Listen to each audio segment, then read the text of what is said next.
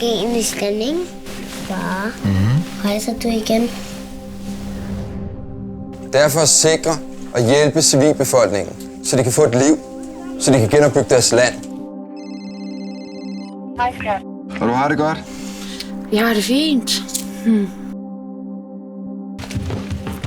Vi skal have lagt en sonde på ham. Din mor, hun er her hele tiden. Det må også gøre et eller andet. Hvornår kommer far hjem? Pas på, så falder! Så siger jeg ved, hvem der er derinde! Jeg skal oplyse dig om, at du er sigtet for at have bombet et civilt mål, og derved forårsaget 11 civiles død.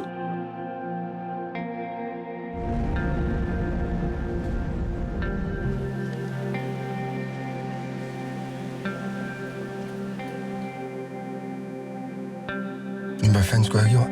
Det handler ikke om, hvad du skulle have gjort, Claus. Det handler om, hvad du gør nu.